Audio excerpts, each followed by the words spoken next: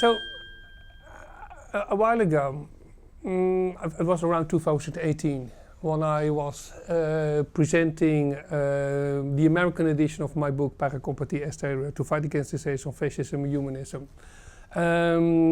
We stayed in downtown New York and I saw a billboard, and the billboard was it can't happen here, it's not an emergency plan.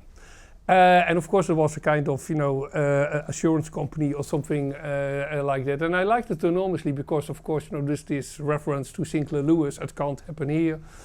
His book in the 30s about, that fascism can also start in the United States of America. And, 2018 was in the midst of the Trump era, which is not over, although he has lost the elections. I'm afraid he's there to stay, but now as the Joker, the evil spirit in New York with all the consequences of that. I just want to bring this beautiful billboard, It Can't Happen Here, is not an emergency plan, because I do fear that too many people are not aware of the fact that we are dealing with an emergency on all kinds of levels. And the main emergency, what I think people should be aware of, is that we in real time are facing the decline and fall of democracy again. I don't have to explain anything about the decline and fall of democracy here in Catalonia or in the Spanish world, but we see it everywhere. And it's pretty embarrassing because we were supposed to learn the lessons of the past, and apparently we didn't. So why do we see the decline and fall of democracy in our time? Well, because we have lost the spirit of democracy. We have lost the notion what the essence of a democracy is. And the essence of a democracy is much more than institutions and being entitled to vote. In my book, I refer to a famous lecture Thomas Mann gave, The Coming Victory of Democracy, in 1938. In which he tells the American audience that although he comes from Hitler Germany, so why should he educate Americans on democracy, the country of Whitman and Lincoln? He said, well, but I learned a very important lesson, and the lesson is that, the essence of democracy is the spirit of democracy. And what is the spirit of democracy? The spirit of democracy is to elevate people, to make them better than they are. And without that notion and without the education related to it, without everything that Spinoza explained, that you have to have an independent spirit, and that you have to have a commitment to the common good, and that you have to have a sense of responsibility for your society and for your fellow human beings. And if a society is not based on its moral and spiritual values, but instead is becoming a kind of mass democracy, which is fundamentally driven by fear and greed, those two basic instincts, then you see what's happening now. And in a certain way, I know it sounds a little bit odd, but I think that Trump had a moral victory. Around 10 million more votes he got than 2016, which is stunning. After everything this man did, I mean, before 2016, Americans could still think, well, at least he's different. He's not one of those professional corrupt politicians. He's a businessman. He can make America great again. Well, he didn't make America great again. He is a xenophobe. He is a liar. He's a quintessential expression of the fascist mindset. And still, this man could get millions and millions and millions more votes. And of course, this pandemic is a cruel thing. If you see how many people already died and how it can ruin society. But without the pandemic, Trump would have won the elections. So yes, there is an emergency, and I could only wish that many, many, many more people would get out of the cave of Plato and realize what is happening.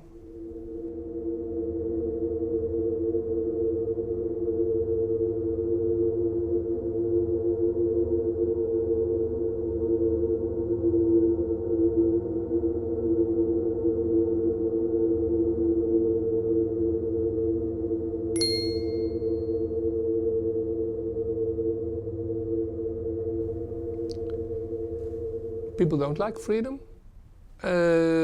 Freedom in opposition to license is a very difficult thing.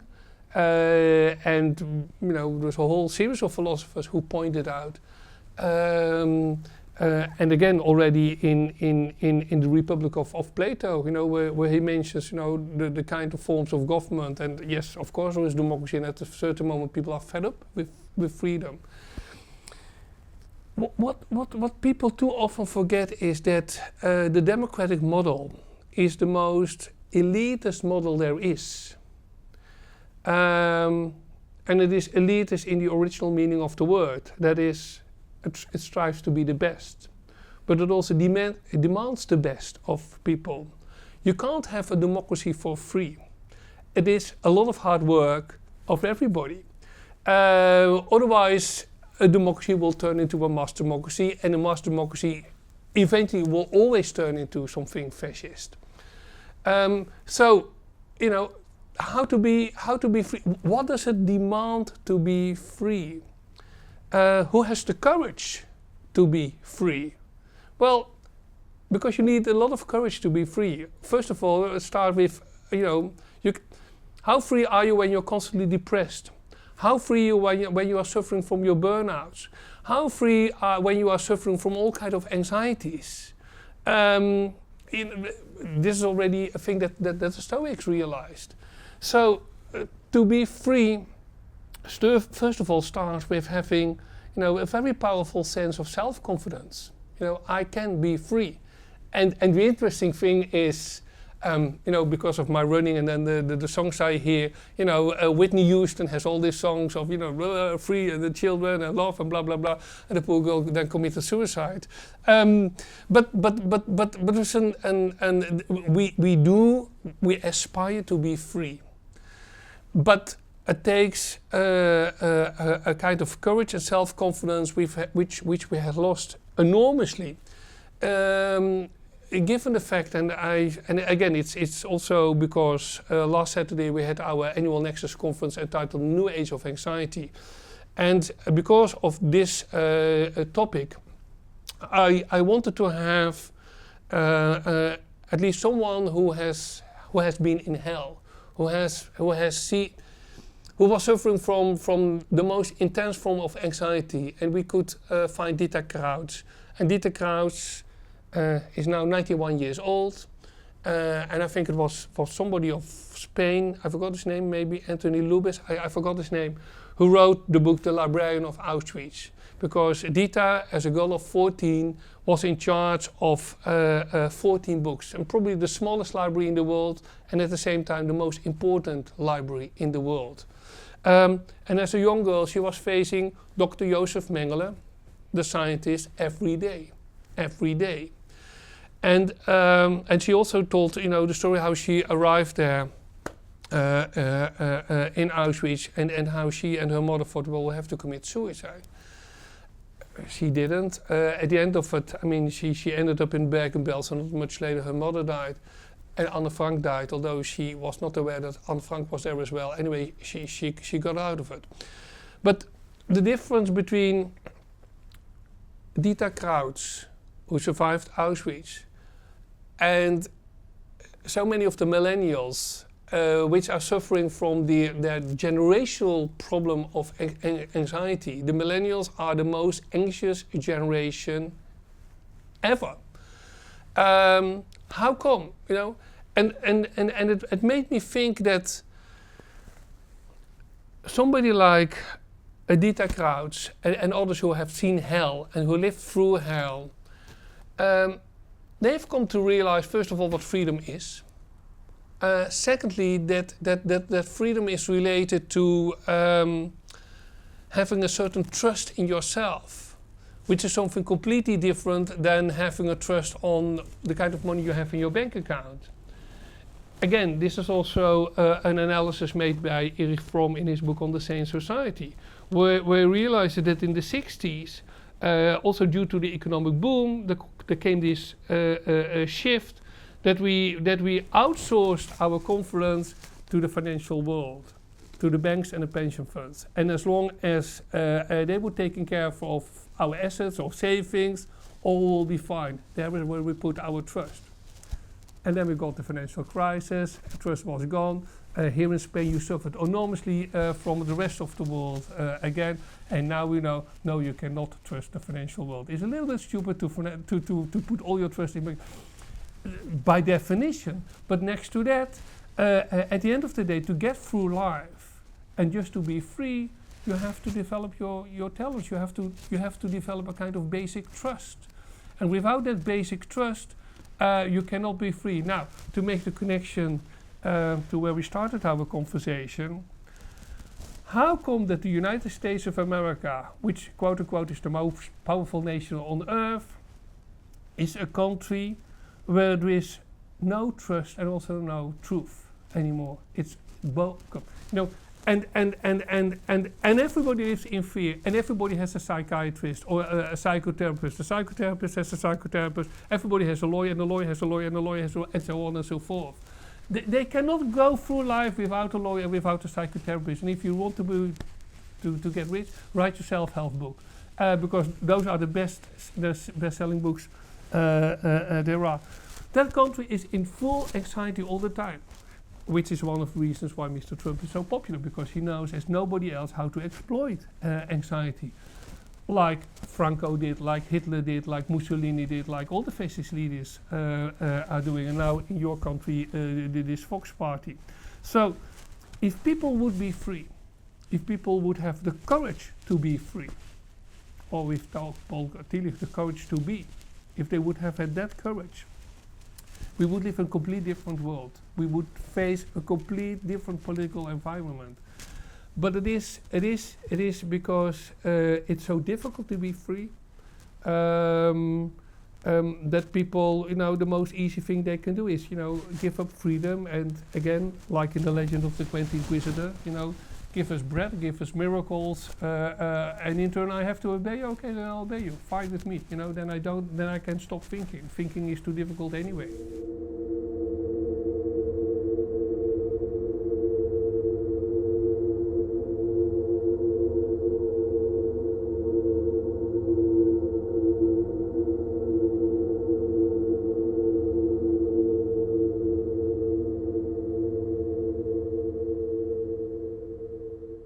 Of course, Orwell was one of the visionaries. And he was one of the many, right? Aldous Huxley was a visionary.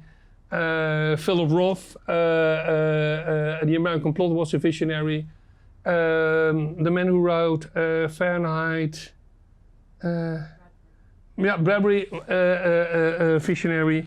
The 20th century is full of dystopian visionaries. And in a certain way, Orwell could not even imagine, with all the power of his imagination, the kind of world in which we are living now. With our Google, with our Facebook, with our Twitter, those companies know everything. And if I wear my Garmin, they know my sleep pattern, my heartbeat, my health. They know where I am. They know what I buy. They simply know everything, and that's how they make billions and billions and billions. And we no longer care. We no longer care about the total loss of our privacy. And what is also interesting, and it ties in a little bit to what we just talked about freedom. William Faulkner, the American novelist and Nobel Prize winner, this is also a beautiful story. Once upon a time he was approached, in the 50s, he got the Nobel Prize, he was approached by Life magazine. And Life magazine at that time was the main glossy, 40 million Americans every week had Life magazine. And he was approached by a friend of him, and he said, well, I got a call from Life magazine, and they asked me to do a profile on you, on your life, the man you are, and we'll make beautiful pictures of your house. And so when can I come by? And Faulkner said, I don't think that's a good idea. I don't want you to write about my life. I don't want you to come here and take pictures of my life. They have my work, that's it, but I'm entitled to have my own privacy, and I don't want you, especially not you as a friend, to be an intruder. And then a friend said, look, I understand you, I respect you, your point of view, but if you don't let me do it, then somebody else will do it. Somebody else will do it, because they will not give up. And Faulkner then said, but that's not possible, this is America. He said, believe me, it will. Anyway, so it happened. And 2, 3, 4 pages, William Faulkner, the man. And so then he wrote a beautiful essay entitled, What Happened to the American Dream? What happened to the American dream? And he says, well, the essence of the American dream was that we can live here in freedom. We, came from all over the world, escaping a religious persecution. Of course, well, with the story about slavery, but we can put that we can skip that now for a moment. The essence of the American dream is that everybody can live in freedom. But the essence of freedom is your privacy. If this is also George Orwell idea, Big Brother watching it. So Big Brother still was, that was this monster, and it takes away your freedom. We are giving away our freedom constantly, all the time. So in this respect, Orwell was a dystopian and a visionary. But what I discovered quite recently is that he was also a utopian in a certain way. Mr. Burnham, James Burnham, he wrote in 1940 a book entitled The Managerial Revolution. At that time it was a hit. It was a quite respected philosophy in America. And in this book, 1940, it was something like, you have to accept the fact that there are the Nazis, there is Hitler, there is Mussolini. They are the power figures of our time. And with them comes this whole army of managers.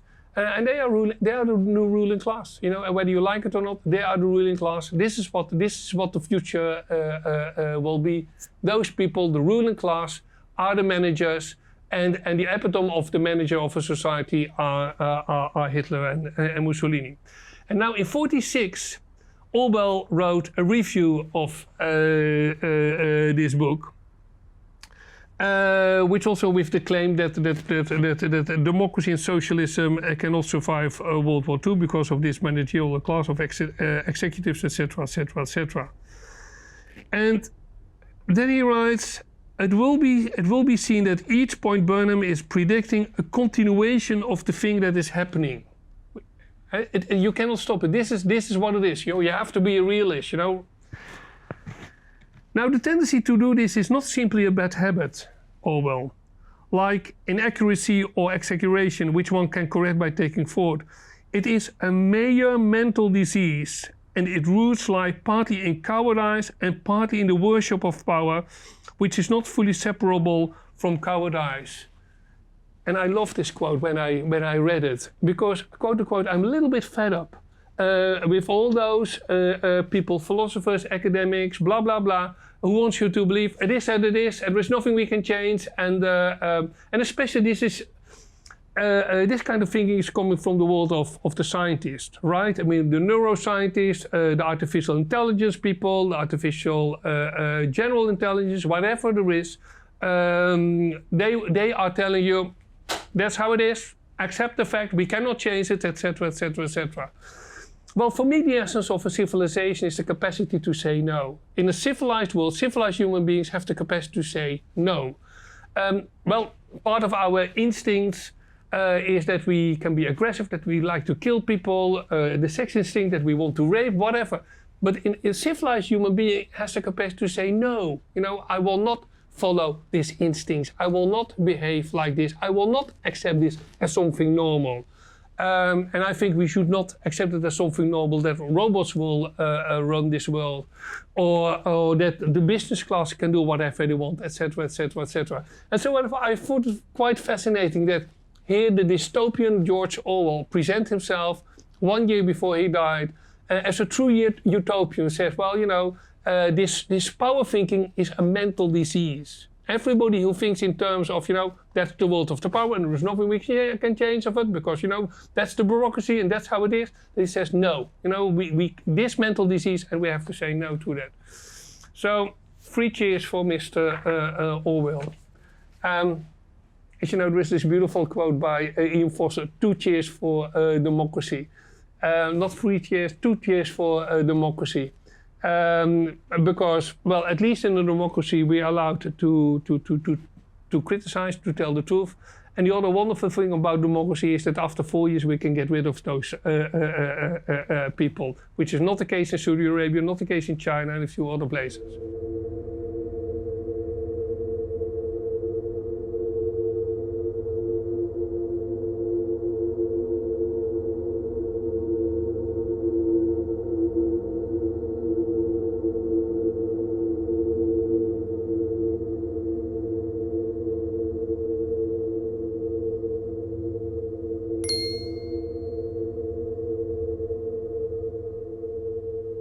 One of the problems I have with the kind of policy of President Obama and now Joe Biden, at least the way they present itself, is that, of course, there is this, you know, they are facing fake news. And fake news or propaganda, whatever we want to call it, is extremely dangerous for any society which wants to be a democratic society, because indeed if we cannot accept the facts and know the facts, then it becomes very, very difficult. So indeed when you have a fact-free society, or when you have alternative facts, or what is now called fake news, what we used to call propaganda, you cannot have a functional democracy. And so then as an opposite to it, you know, there is truth, but the truth is limited to something sociological, to the facts and to science. They are not talking in terms, they are not mentioning a metaphysical truth. It's not a transcendental truth. It's not, you know, the truth Jesus Christ speaks about when he says, you know, the truth will set you free. That's a different category. And I wish that people were obsessed with that truth. Because that truth is crucial to everything.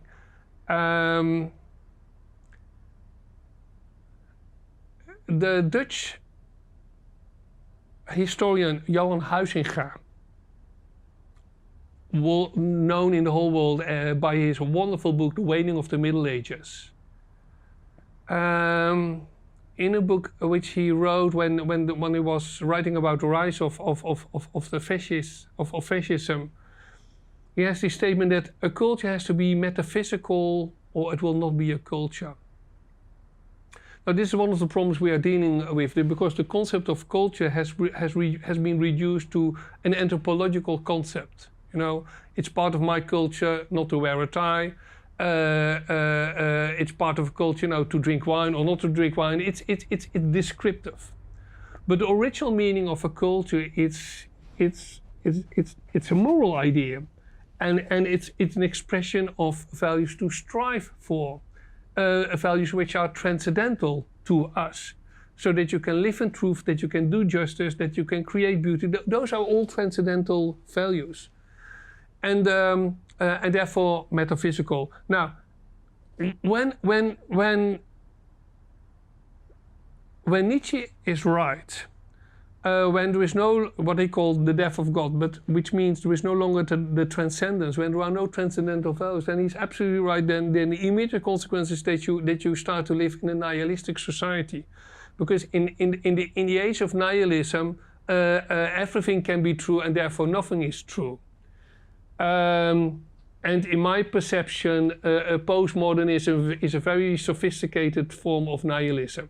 And that's one of the reasons why I don't have much sympathy for that kind of thinking. I mean, in a certain way, they are complicit to the world of fake news and the world of propaganda and a fact-free society. If anything goes, then you also have to accept that this kind of anything goes.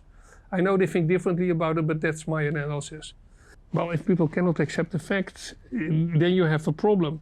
But you also have a problem when people reduce their way of thinking to quote-unquote reality. I mean, look, basically what we are talking about is the Tractatus of Wittgenstein, right? I mean, die Welt is alles was der Fall is. You know, the world are the facts. And now we can add, the world is everything what is reported in the media, because if not reported in the media, it doesn't exist anyway. So die Welt is alles was der Fall is. But we also know, the variant of the Tractatus, over man nicht sprechen kann, darüber muss man schweigen.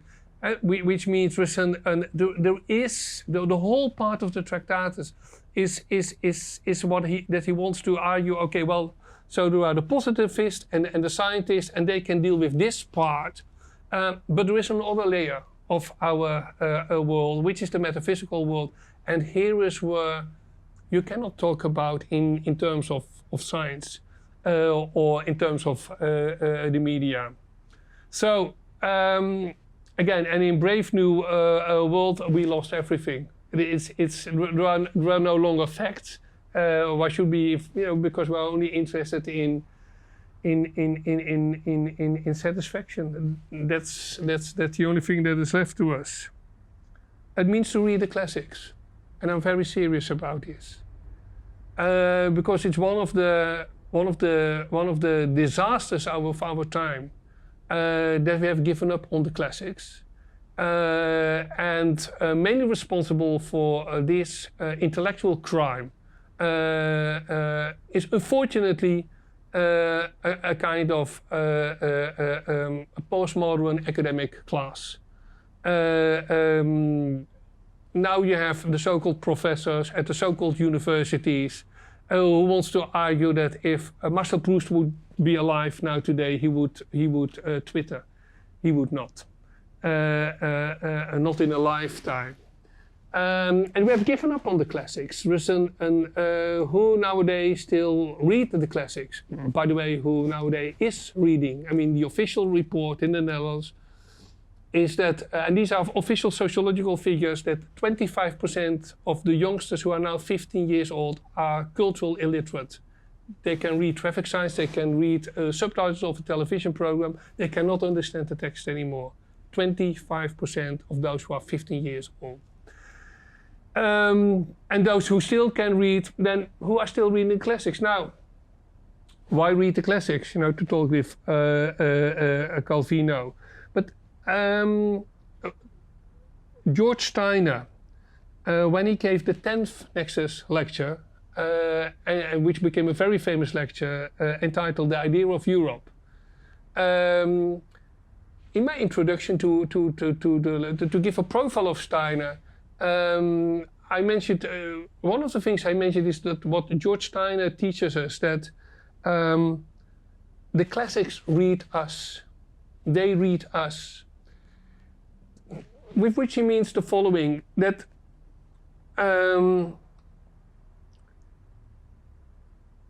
the difference between the muses and amusement is that the world of amusement is a form of escapism. But the world of muses is a confrontation with who you are. At a certain moment, you discover yourself through that classic, through that poem.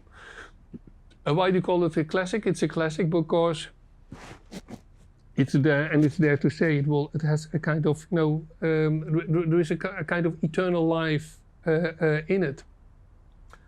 There's a beautiful phrase by the composer Giuseppe Verdi in a letter of 1871 to a friend of him, where he writes, "Let us go back to the past, it will be progress." And it was not a statement in terms of conservatism, but it was a statement of the meaning of the classics. Because, again, how is it possible that we still can read Plato or Cicero, or in this time the Decameron of Boccaccio, or as long as people read Tolstoy, Dostoevsky, Thomas Mann, Marcel Proust, Joyce, whatever, is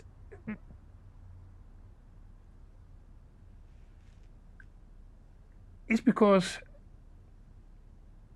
every life, every human being is dealing and will always be dealing with the same fundamental questions. Everybody's life is a kind of quest like the Odyssey. It's always about, you know, a homecoming. It's always the confrontation with death and with loss and with tragedy and with the accursed questions and the question what love is and the question who am I? It's always there. I mean, so and all the great books in a certain way are a retelling of a myth. And Thomas Mann was magnificent with it. You know, I mean, Faust is a myth. Joseph and his brother is based on the fact that at the time that the Nazis wanted to invade the world with a new myth, he wanted to retell an old myth of how Abraham found a new God, and out of it, you know, grew a new worldview. Stein also says the world of the classics will help you, will be a kind of guide for a homecoming to your better self. Again, it's the Parsifal myth. Life is a quest. And in this quest, everything can help you. And you, again, like Dante's Divina Commedia, you go through all these stages. And you're constantly are confronted with all kind of questions. And the main question again and again and again is, what is the meaning of this? And what kind of choices do I have to make? And what, you know, this is what I do, but who am I and who am I supposed to be? And there's and for me, it's the crime of the century. It's the crime of the century that we have taken away this world of books. That we have taken and on purpose. We constantly have been telling youngsters, do something useful. Think about what kind of job you should have, etc., etc. They are totally, fully unprepared for life. Fully unprepared for life. And again, what you know, and also, I mean, the famous ending of the Ethics of Spinoza: all things excellent are as difficult as rare. Yes, I mean, if you strive for excellence, which means that you want to acquire a certain quality of your life. A certain quality of your life. That is to say that you have this deep down feeling, okay, well, whatever the circumstances, but what I do and the life I'm living is meaningful. It's the most precious thing there is. Not all the money in the world, not the 100 billion of Mr. Jeff Bezos, can compete with this idea, what I do is meaningful. And but you know, that means that you have to accept that you do what is difficult, that you acquire something what is difficult. Because if you all the time take the easy way, and if you're constantly focused on the many likes you get on your Facebook post, you run into trouble. The best thing that can happen to the world is to take away the business schools. Take away the business schools, but there is where the poison starts.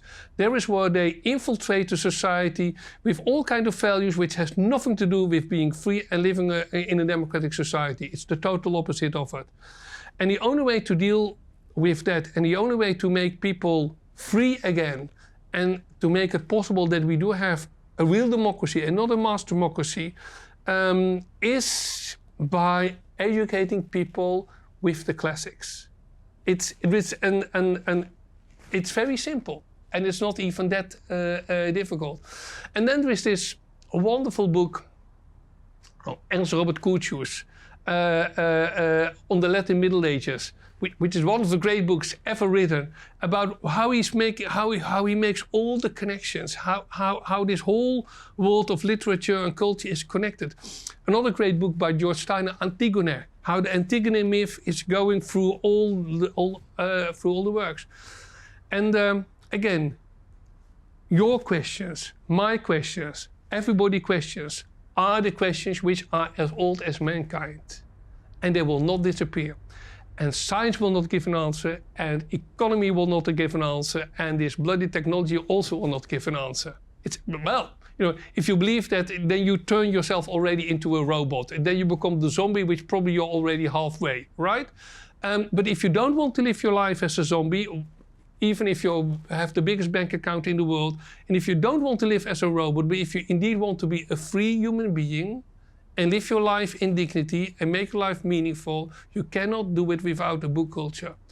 And therefore, you know, forget Amazon, take your subscription on La Centrale, go there every week, buy your books, and use the pandemic of the fact that you don't have to go to those so-called universities, which are a waste of time anyway, and also don't go as Sade, also a waste of time.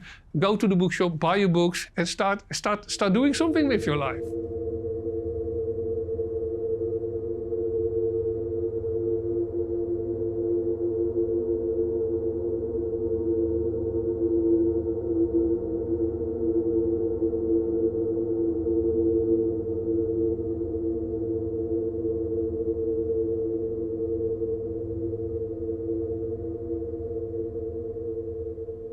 So, good old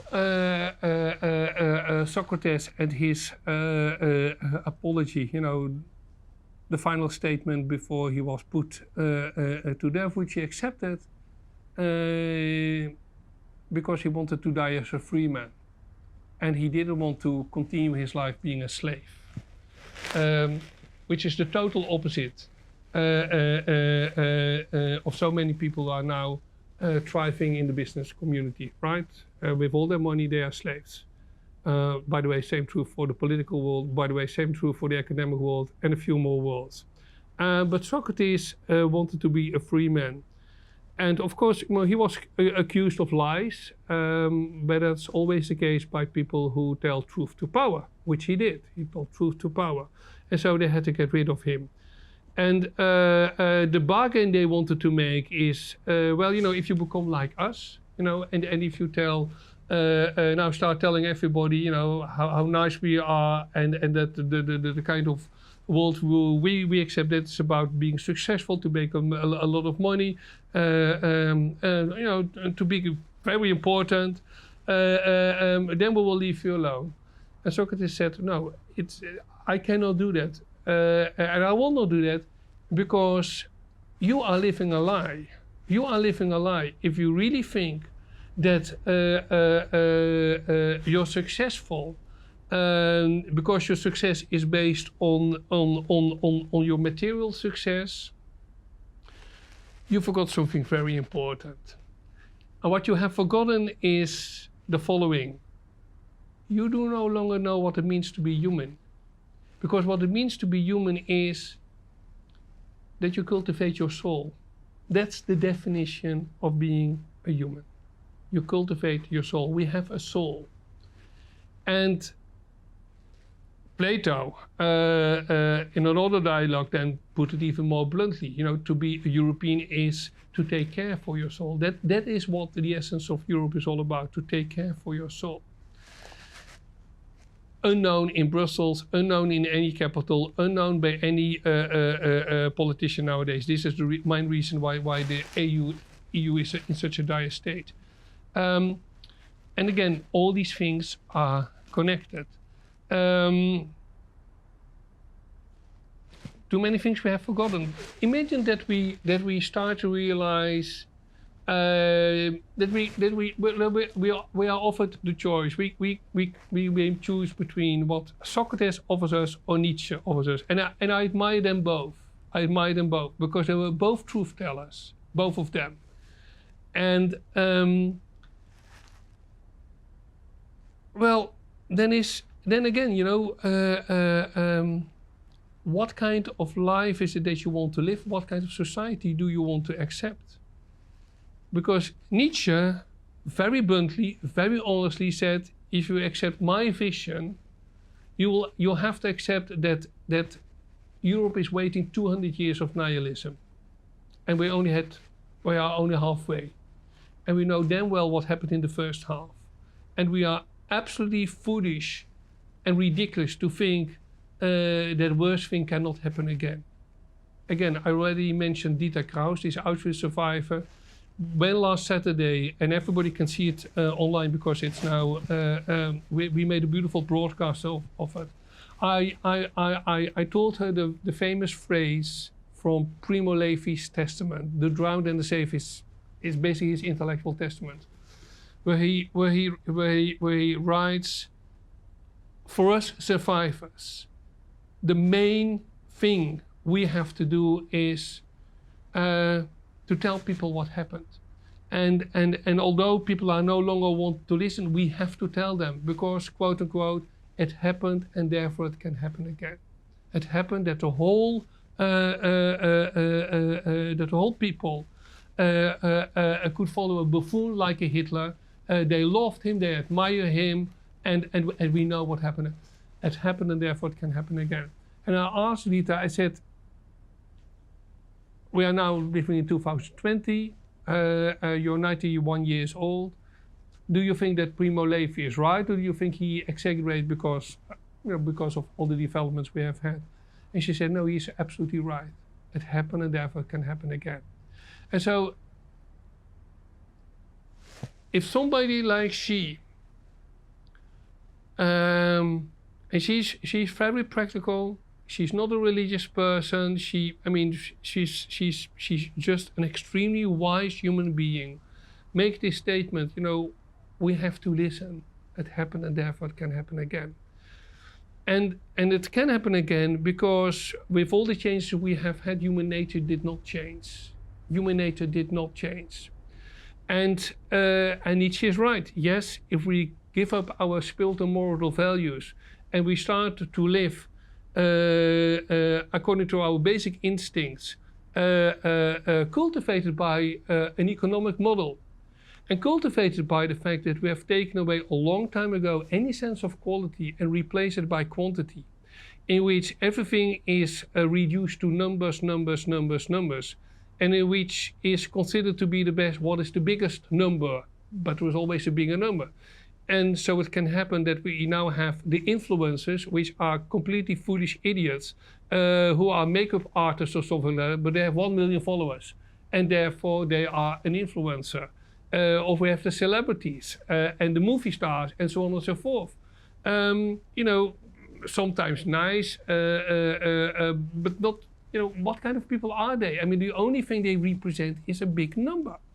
So if that is your choice, it's basic instincts, it's acquire a lot of money, and it's to incarnate the mindset of the business world, and the mindset of if you want really to be successful in the business world, you have to be efficient, you have to be productive, you have to cultivate your own lies, that what you do is the best. I mean, look at the crap of Zuckerberg of Facebook, right? Facebook was supposed to make the world more social and they can communicate. It's all BS. It's all bullshit.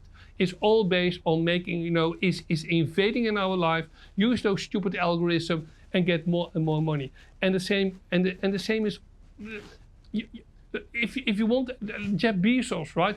Yes, no, I make books accessible for everybody. It became a demon. It became a demon, and it's destroying so much.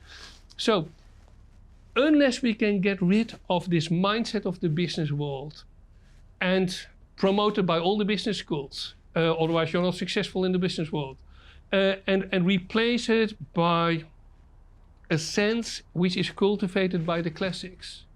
If we don't do that, it's a one-way ticket to another hell. It is as simple as that. And 2,400 years ago, this was already what Plato explained to us in the Republic. he said, well, you know, we have all these models, and yes, of course, there is this wonderful new kid in town called democracy. But when people get tired of freedom and turn freedom into license, and they will get tired of license as well, then tyranny is waiting, and the demagogues are always waiting there. And the meaning of the words will change, as the meaning of the words is changing right now. So then his quote-unquote solution is to bring in the king philosopher. I write about it in my first book, Noblesse des Spiritus. I am absolutely convinced that Socrates himself realized that the king philosopher does not exist and cannot exist. Why? Well, again, who's the king philosopher? Lenin was extremely erudite. Mussolini wrote his plays and his poems and was surrounded by so many intellectuals. Trotsky was extremely erudite.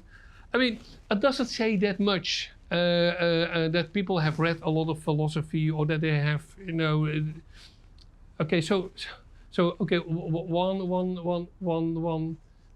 footnote by the importance of reading books. You start with reading books because it will prepare you for the university of life.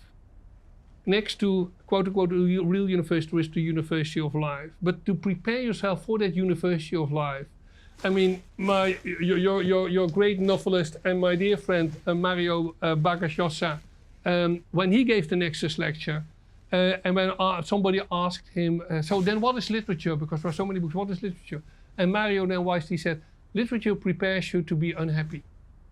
Literature prepares you because there is also, you know, unhappiness in life, and literature will prepare you for it.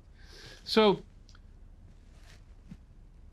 politics is an art, and philosophy is a way of life. And you know, for good reason, Socrates never has political ambitions. And Plato wanted to be the advisor of the king, but he didn't want to be a king. The best thing we can hope for is the following. So let me end with Benedetto Croce. So Benedetto Croce was this great Italian philosopher who lived at the time of Mussolini. He was witnessing the start of a new political movement, fascism, and he wanted to give it a pass. He wanted to see, because he knew how corrupt, how totally, utterly corrupt the old world was. Right? I mean, fascism doesn't come out of the blue. It comes out in a society as now, which is a decadent society. And then Croce realizes that fascism is, at the end, always based on violence. Again, when I published my book with the essay on the eternal return of fascism, my quote-unquote academic friends said to me, you cannot say it's fascism because there's no violence. Well, have a look at what's happening in America with the Proud Boys. Have a look in what's happening in Hungary, and I mean, the violence is always there. So then, what used to be his best friend, who was also a great friend of Mussolini, became a minister for Mussolini, and he wrote the Fascist Manifesto, signed by 250 intellectuals, 250 academics. Okay, and Croce read and thought, this is totally, utterly crap. And he wrote the Anti-Fascist Manifesto, saying, well, there is nothing in it. It's just empty as hell. Which again is the second academic mistake. I think there is an ideology behind it. There is no ideology behind it. It's a complete nihilistic mindset which simply wants to destroy the democratic spirit to gain power. But there are no big ideas behind fascism, which is different with Marxism and communism. Anyway, so a couple of years later, Benedetto Croce writes his book on the history of Europe in the 19th century. Probably the most boring title ever for a book. And but he dedicates the book to Thomas Mann. of whom we know that he is his brother in arms in the fight against fascism. And it's about the epilogue. The epilogue of the history of the nation is of extreme importance. So the whole book is about the rise of liberalism in Europe in the 19th century. And then in the epilogue he writes the following. He said, well, first of all, well, yes, we have to acknowledge the fact that nationalism is now on the rise everywhere.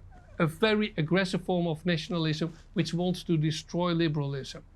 But we Italians should not forget that it's only not that long ago that we Italians came together and that the people from Naples and from Rome and Torino realized that there is a larger identity, which is their Italian identity. It's not that they are no longer from Torino or Rome or Napoli, but and the same can happen with Europe. The same can happen with Europe. Germany, France, Spain, the Netherlands, England can come together and become Europeans. We can do so. Not because you're against Spain or Catalonia or whatever it is, but because there is a larger identity, which is the Europe identity. Okay. He said, but before we get there, he said, first of all, we have to have a different class of politicians. He writes it in 1930. They have a different class of politicians. You could write it now, okay? To get through, we need a different class of politicians. The people who are now our political class, you can dismiss all of them, with the exception probably of Macron and Merkel. But Merkel is on her way out, so. But he said, even if that politician, even if in the language of that time, the statesman will stand up, who will do the right things, he, at that time, now we can also she, their work will never bear fruit if there are not intellectuals who prepare the moral and intellectual ground, what make it possible that this work will bear fruit. And here is why I have a tremendous problem with the ongoing betrayal of the intellectuals. It didn't stop. It didn't stop in the sense that there is still the academics who don't know anything, and you know, most of the books they start writing the footnotes because if I quote you, you quote me, and then you get something in a language nobody understands, but they don't care because it's you quote me, you quote me. So the academics are gone. Public intellectuals, where are the public intellectuals nowadays? I mean, they are replaced by the pundits, by the people who write a column in the newspaper. The Tom Friedmans of this world. Tom is a nice man, but he has nothing to say. So listen, and again, this relates to the fact that we have given up on the small magazines and we have given up on the book culture, blah, blah, blah, blah. And then we go back to, you know, where we started, that we lost our sense of freedom and that we lost our sense of truth.